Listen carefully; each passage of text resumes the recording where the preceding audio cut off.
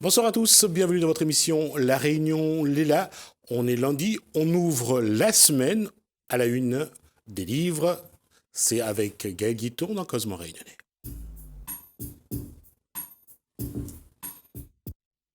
Gaël Guiton, bonsoir. Bonsoir Jasmine. Bonsoir. Alors, celle qui vous accompagne ce soir s'appelle Isabelle Hayes. Bonsoir. Et celle que vous recevez s'appelle Kevin Baraka, auteur pays. Bonsoir.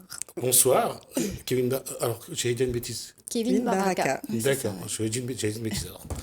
Alors, qu'est-ce qui vaut le plaisir d'avoir cet auteur Auteur sur le plateau. réunionnaise. Déjà, m'a contacté pour un service presse et c'était une très très belle découverte en ce qui me concerne. Mais je crois qu'Isabelle, on en a parlé toutes les deux.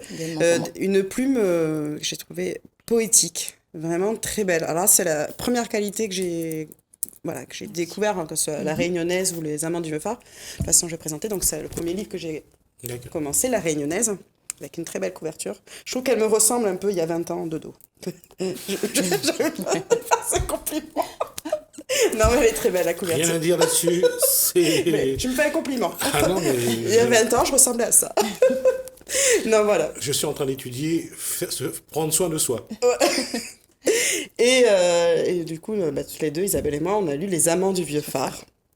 Donc voilà, deux histoires qui concernent quand même un peu de l'amour, mais où Kevin Baraka, en tout cas dans les deux livres, parle, je trouve, de fait aussi de société aussi, parle beaucoup de la Réunion, de la culture réunionnaise. On va prendre la première d'abord. Oui.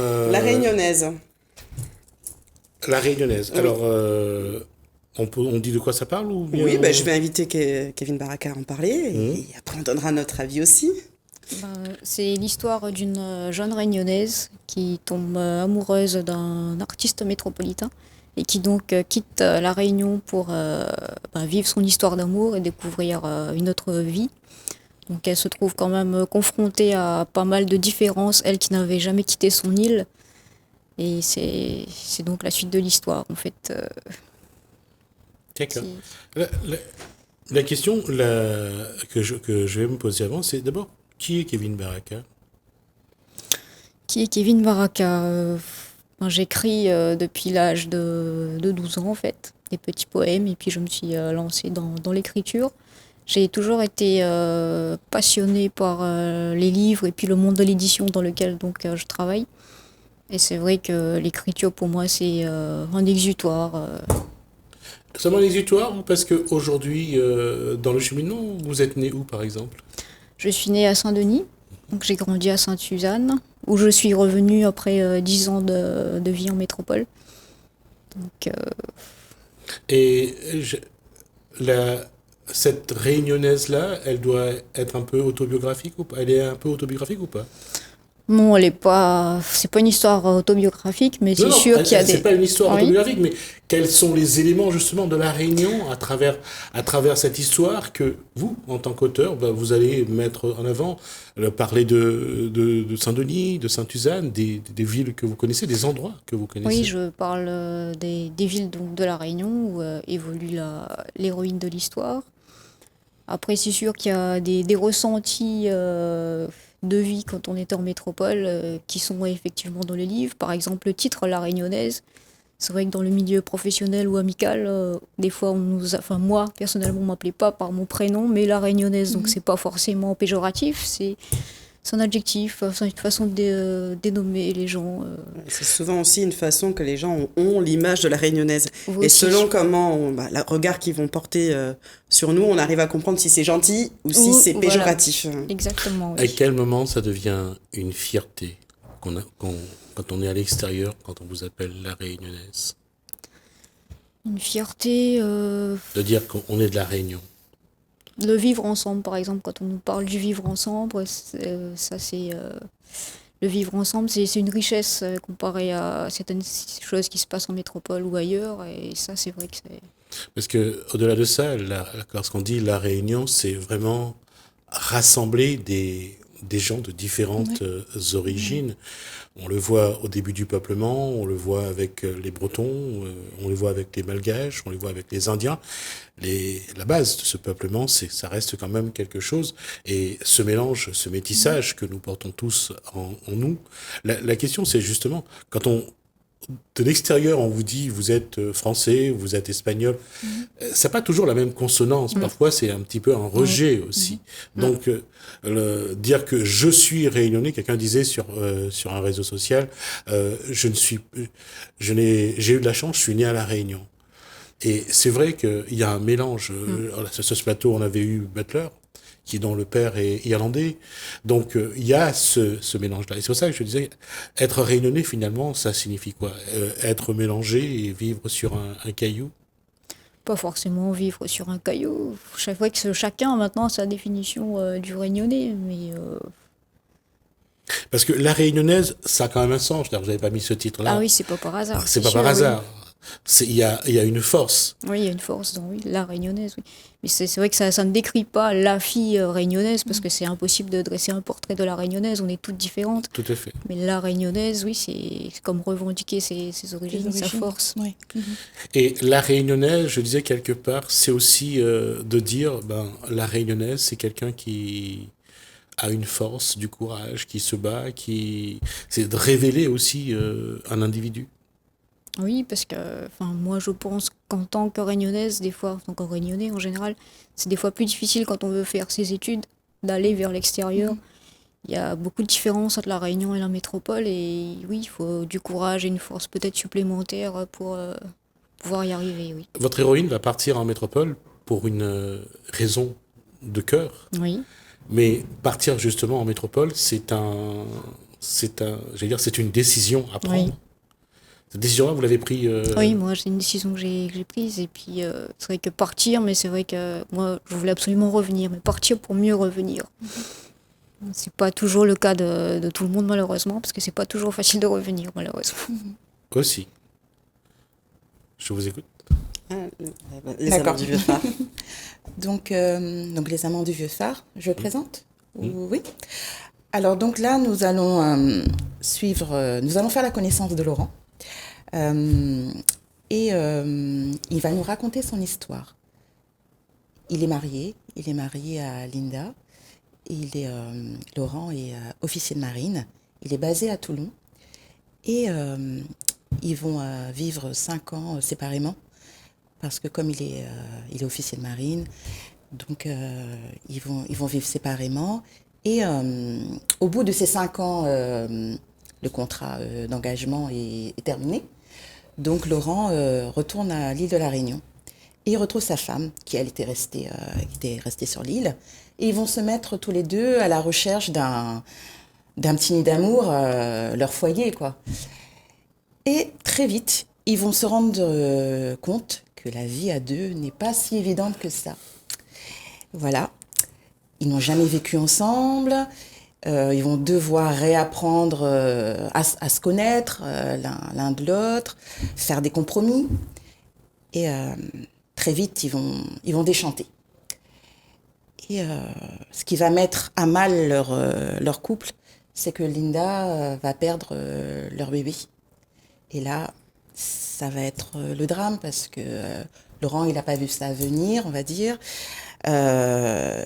Elle dépérit, Linda dépérit, déprime, lui il n'est pas là pour elle, et donc du coup il va y avoir une incompréhension totale. L'incompréhension, manque de communication dans le couple vont régner. Et c'est alors que Laurent... C'est là commence l'histoire finalement. C'est le moment où... Tu racontes trop Isabelle. C'est vrai. Non, mais je peux juste terminer. Oui, non, ne dites pas tout quand même pour que les gens aient envie de... Oui. On vous sent vibrer toutes les deux. Hein, non, mais c'est vrai qu'à un moment donné, il faut m'arrêter. Oui. Je ferai aussi la prochaine fois. Non, mais juste pour rajouter, voilà, faut quand même préciser, Laurent devient gardien de phare. Voilà, c'est ce que je voulais dire. Je voulais juste terminer par ça, qui va saisir une opportunité. Il va devenir il va venir gardien du phare. Voilà. Et si je peux rajouter quelque chose, c'est que Kevin Baraka va raconter quand même, ça parle au début d'une légende, d'une légende du phare de Sainte-Suzanne. Donc c'est vraiment pour moi la base de l'histoire. Il y a Laurent qui est le personnage réel, mais il y a la base, c'est les amants du vieux phare, donc une légende de Sainte-Suzanne que je ne connaissais pas. Donc merci Kevin de m'avoir appris quelque chose. Et elle va tourner l'histoire autour de cette légende. Et de Laurent, qui est un homme, je l'ai visé à peu près de la quarantaine, et qui, renouvellement dans sa vie, il faut faire un peu ce qui se passe, il perd un peu pied, ce qui est normal, parce que les hommes, quand ils arrivent à la quarantaine, ils deviennent un peu foufous. Le démon du midi. Voilà. N'essayez pas de régler des comptes sur ce plateau, vous êtes gentil. Non, mais voilà, c'est l'histoire quand même d'un homme qui a des vieux démons qui débarquent, c'est normal, et qui essaye de reprendre un peu sa vie en main, qui se pose des questions sur son passé, qui se pose des questions sur les fréquentations qu'il a eues, son amitié, sa famille. Il se remet en cause, il se remet en question en tant qu'homme, il se remet en question en tant que mari, en tant qu'ami, en tant que frère, en tant qu'enfant. Et ça passe après par une rencontre un peu bizarre qui se passe par rapport une rencontre improbable qui se passe par rapport autour de ce phare. Et moi, j'ai vu vraiment encore une fois où Kevin Baraka, par rapport à un personnage, aborde déjà des us et coutumes de la Réunion, de manière très douce, très poétique, et aussi une manière aussi l'homme en tant qu'homme. Là, il y a la femme, là, il y a l'homme. C'est deux romans où on met en avant les questionnements de toute une vie qu'on peut avoir de toute une vie pour avancer, pour s'affranchir aussi sur les chaînes qu'on peut avoir par rapport à nos traditions familiales qui sont parfois très ancrées, et de se dire, moi j'ai envie d'être cet homme-là, ou j'ai envie d'être cette femme-là. Donc en tout cas, dans les deux romans, c'est ce qui est ressorti. Moi, ce que j'ai trouvé super beau dans ces deux romans, c'est je suis réunionnaise. Voilà, il y a des choses que j'aime dans la tradition familiale, il y a des us et coutumes que j'aime, il y en a que je veux pas. Et je voudrais m'affranchir de ça, et avancer, et dire qui je suis vraiment. Voilà, c'est exactement ça, oui. faire le choix en fonction de sa personnalité, de son vécu, de ses envies. Ouais, c'est ce qui m'a touchée dans Les Amants du Vieux Phare, c'est que la famille réunionnaise, elle a quand même de l'importance en fait. Et je dirais pas que c'est un poids, mais voilà, donc on ressent ça. Il y a des références par rapport à notre patrimoine, notre culture. Donc c'est ce qui m'a fait plaisir, et d'autant plus moi, ce roman, j'ai bien aimé parce que j'ai vécu à Sainte-Suzanne. D'accord. Et pendant ma jeunesse. Et donc c'était hier. Oui, c'était hier. Oui. Donc j'ai vécu à Sainte-Suzanne et je connais le phare. Donc ça m'a remémoré, rappelé des souvenirs, et j'ai bien aimé. Et comme disait Gaëlle, donc je trouve que la narration est coule de source. Vous avez une écriture agréable. Il y a une douceur, c'est la première chose que quand j'ai fermé le livre, j'ai dit c'est poétique, c'est doux, ça coule. C'est impressionnant. C'est du petit lait en fait. Oui, c'est ça. Et du coup, moi je me suis dit vite, il faut que j'aille lire, parce que j'ai commencé par La Réunion, je voulais absolument lire Le Vieux Phare, parce que je savais que j'allais passer un moment agréable. Et ça fait plaisir en fait de se dire, parce que Kevin Baraka, c'est quand même une auteure auto-éditée, et quand on voit le résultat que ça donne en auto-édition, parce qu'il y a personne derrière, on va dire, il n'y a pas une équipe éditoriale derrière qui peut guider. Il y a d'accord, mais bon, souvent il y a, et je me dis la qualité elle est bonne, quoi, la base elle est très bonne, et c'est des auteurs qui doivent se faire connaître. Oui, c'est vrai, le roman il est court, et franchement c'est bien. Et moi, j'aurais une question. Comme j'ai vécu à Sainte-Suzanne, j'aurais aimé savoir comment vous est venu ce titre-là, Les Amants du Vieux Phare. Moi, j'ai beaucoup joué dans la cour de ce phare depuis toute petite. D'accord. Et ma grand-mère m'a souvent raconté cette histoire de sirène, on va dire, qui venait se coiffer. Donc, l'idée m'est restée en fait dans un petit coin de la tête. Et puis... pour moi, ce phare, il y a quelque chose de mystique autour de ce phare.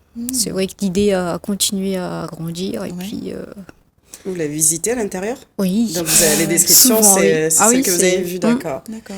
Et il y a encore un gardien actuellement? Non, il n'y a plus de gardien. Non, il y a plus de gardien. Il y a une association. C'est un musée maintenant, non? C'est pas un musée? Non, Oui, c'est un musée de, c'est une musée de la mer, association oui, qui occupe culturel. les lieux, Oui. qui organise des expositions, Ouais. des tableaux, des objets. Et je crois qu'il va y avoir une évolution bientôt. Je ne sais plus c'est quoi. je Musée pense. de la mer, je crois. Oui. Musée de la Ah, mer. d'accord. D'accord. Et il faut juste rappeler que la marine, chaque année, venait là pour un hommage.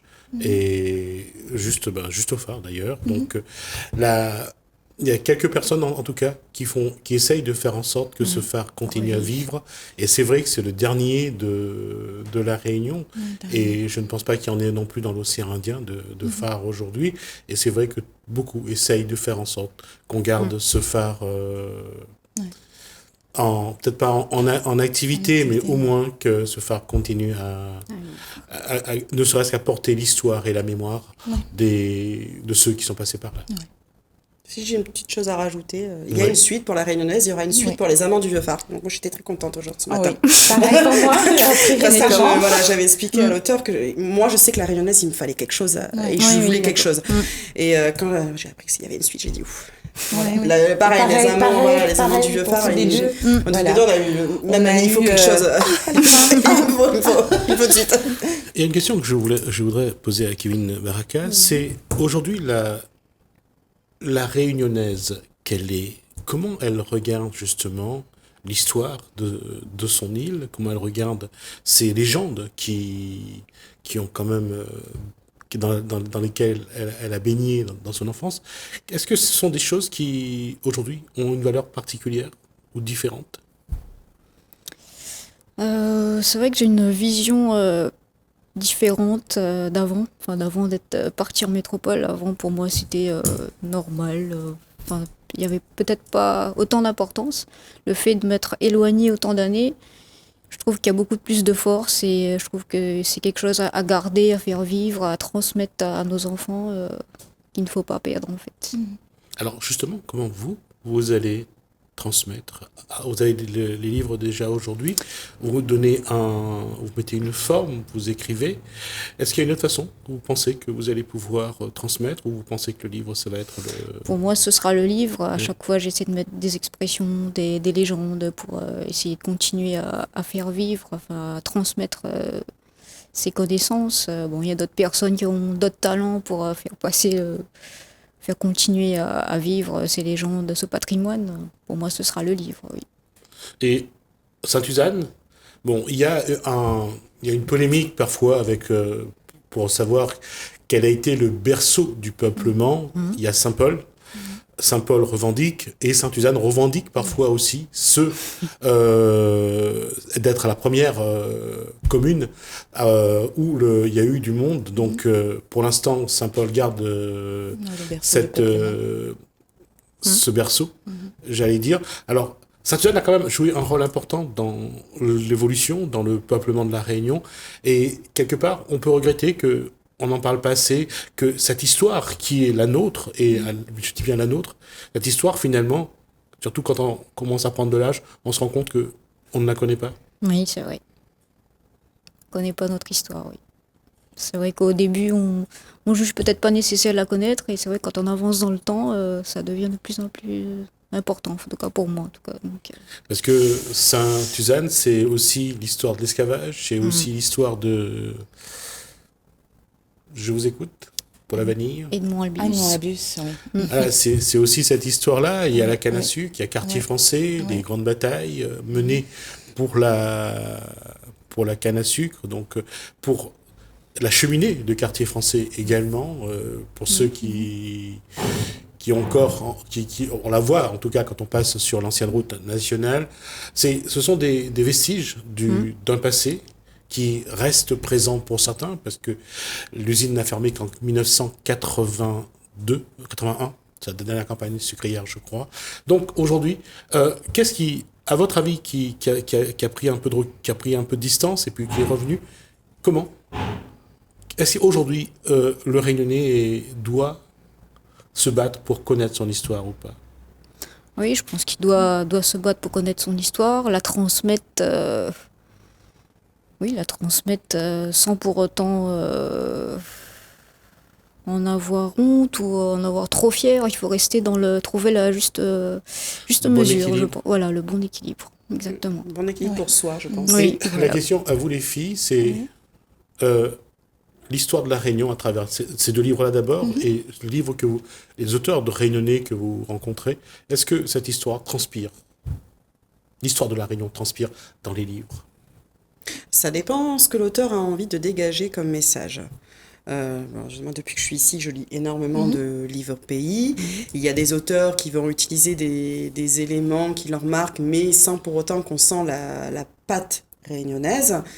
Avec Erin Baraka, c'était plutôt de remonter des us et coutumes de la Réunion qu'elle utilisait pour son histoire. J'ai pas eu l'impression qu'elle vous faisait un roman purement réunionnais. Moi, j'ai vraiment vu un auteur qui voulait comparer par exemple le choc des cultures et voir comment réagissent les personnes, déjà l'héroïne face à la culture française, métropolitain on va dire, et la famille en fait de son conjoint face à sa culturelle, et c'était le choc en fait, l'image qu'elles avaient de la culture réunionnaise. Et ici pareil aussi. Mettre en avant la culture, le patrimoine, parce que du coup dans le livre il y a beaucoup de mots en créole, de phrases avec la traduction en français, voilà. Mais je trouvais c'est super intéressant parce que pour quelqu'un qui ne connaît pas, qui ne maîtrise pas la langue, donc il a les deux versions. D'accord. Merci. Kevin, merci Baraka, à vous. Merci à vous également, merci. Isabelle et Gaëlle. On arrive à la fin, j'ai déjà dépassé la partie qui m'était impartie justement. Merci donc à vous. On va regarder notre Zarlor pour parler encore de livres. Après, il y aura le Kosaïdi, on se voit juste après.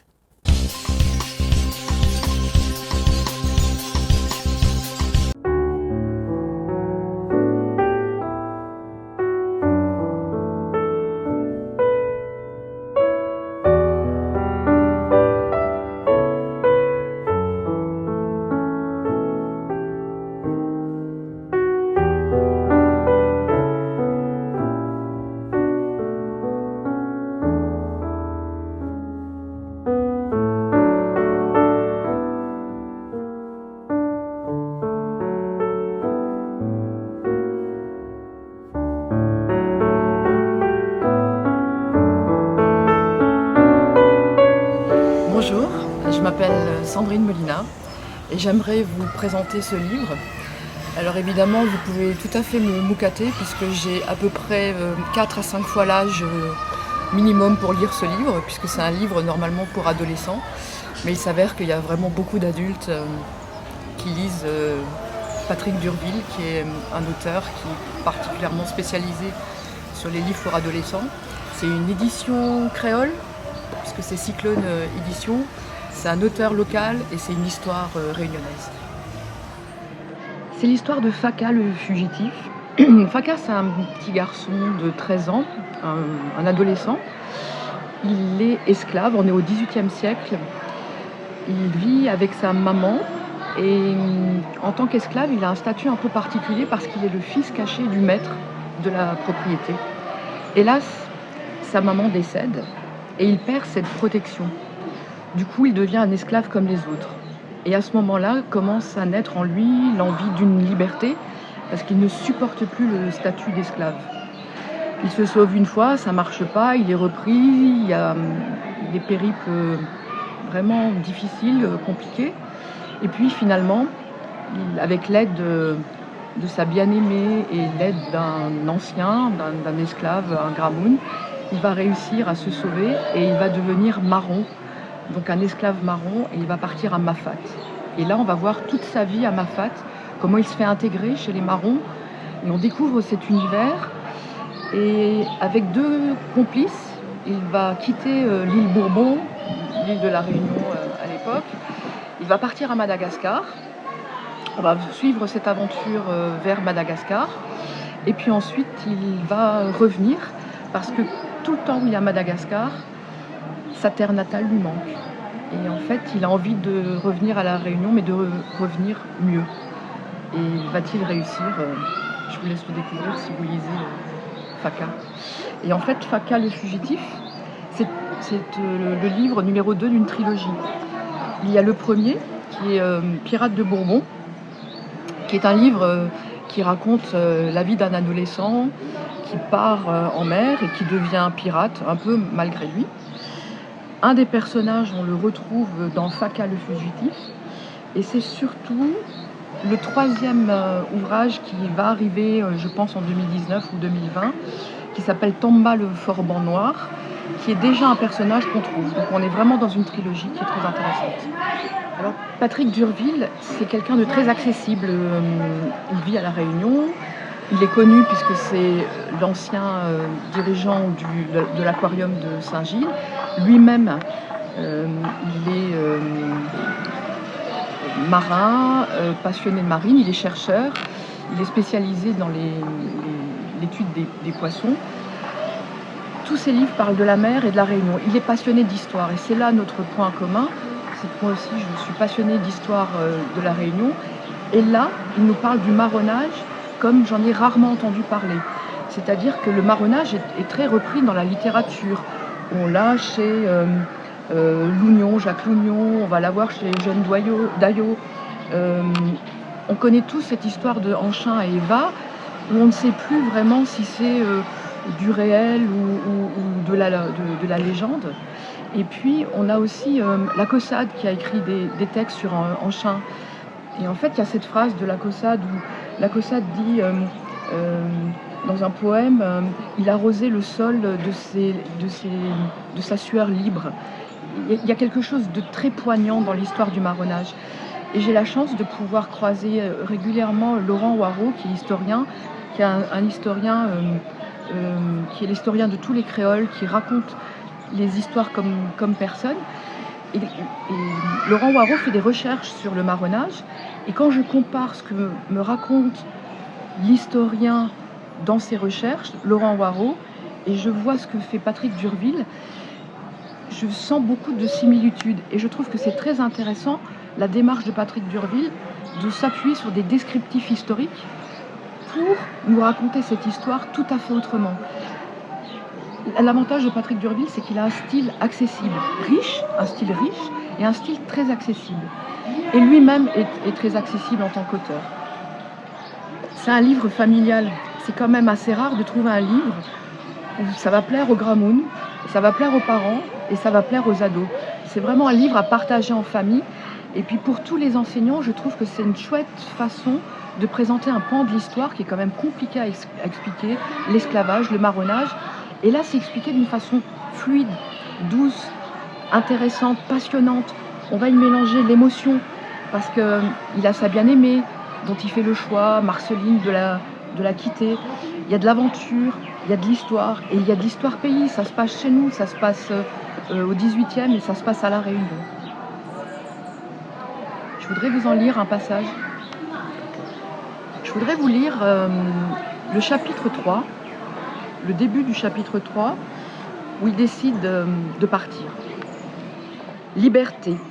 Ce mot tournait dans mon esprit à longueur de journée.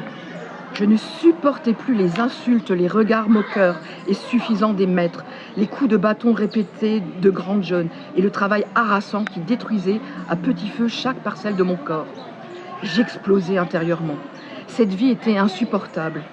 Il fallait que je me sauve, loin, très loin d'ici, pour tout recommencer ailleurs. L'existence de ma fac m'offrait une opportunité, une voie à suivre, un endroit où aller. Je devais saisir cette chance. Rakoto fut mis dans le secret. Il m'enseigna alors chaque jour, par bribes, ce que je devais savoir et ce que je devais faire une fois en dehors de la plantation. Comment me comporter, comment me repérer, comment me cacher, l'eau, les vivres, les vêtements. Tout devait être préparé minutieusement. Il freinait mon ardeur et mon avis de fuir rapidement. Je serais parti sur le champ s'il n'avait pas été là pour me retenir et pour m'aider à tout organiser. Je percevais dans son regard une étincelle que je ne connaissais pas, une excitation grandissante et un plaisir intense. Lui, qui n'avait jamais su quitter cet endroit, vivait à travers moi ce qu'il avait toujours rêvé de faire. Je pouvais compter sur lui.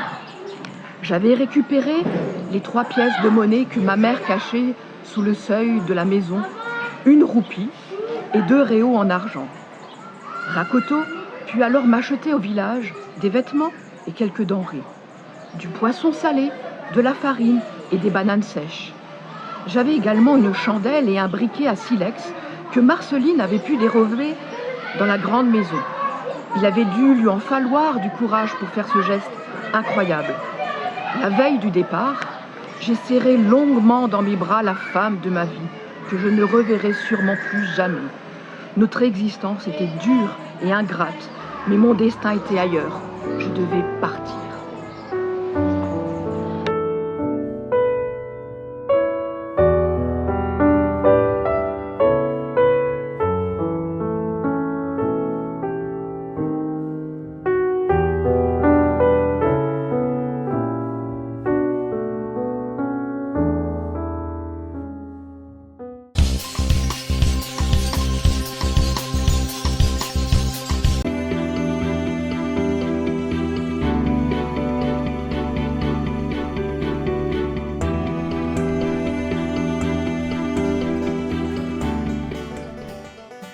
Saint-Joseph-la-Ville vous convie au spectacle Les Contes du Vendredi, Histoires animaux dans boîte couleur le 21 février de 18h à 20h à la Maison pour tous de Carrosse.